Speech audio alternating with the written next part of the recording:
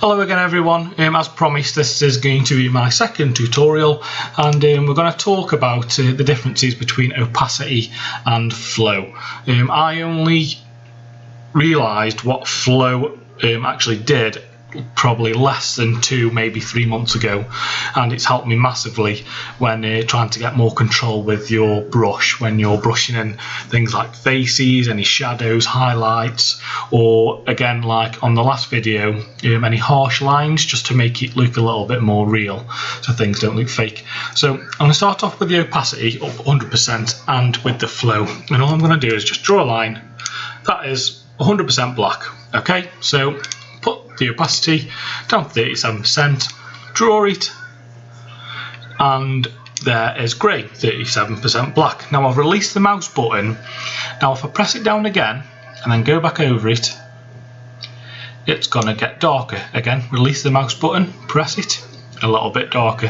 Now if I hold the mouse button down with the opacity at 37%, so I'm holding the mouse button down and I'm going over it and I'm brushing, it's not getting any darker at all. I'm holding the mouse button and it stays at 37%. Now this is where the flow is a lot different, so I'm going to put it up by 100%, I'm going to put the flow down to 48 and I'm going to hold down the mouse button, I'm going to draw a line, go back, and it's getting darker and darker until you get completely black. So I'm going to go really low with the flow, and that's 5%, and I'm going to do the same, hold down the mouse button and colour in, and it's slowly getting darker and darker. Now how can we put this into practice? I'm going to use this photo of my son. You can see there I've already duplicated the layer so I can show you what's getting. In fact, let's get rid of that because I think there was a little bit on there. So Control and J duplicates the background layer. Now I'm going to again use a really low flow, but I'm going to go down to 3% because I want these changes to be really subtle.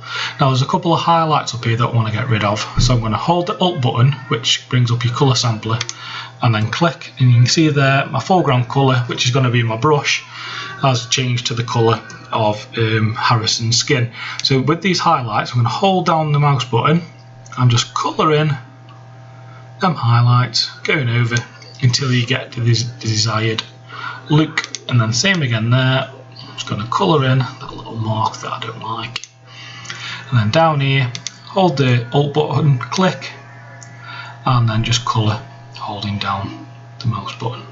Now this is also at the same time smoothing out the face because you're using a really thin layer of the colour that you've chosen.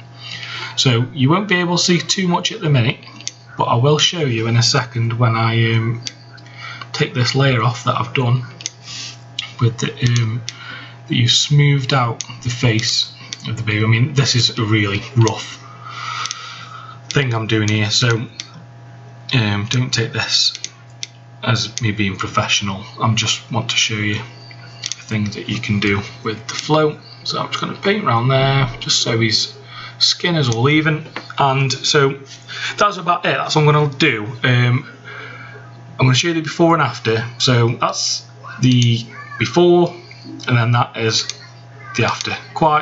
It seemed really subtle when you were painting it, but when you do it the before and after, you can see the changes are quite drastic. I maybe wouldn't have gone that harsh, so I'd probably put the opacity down on the layer to 70%.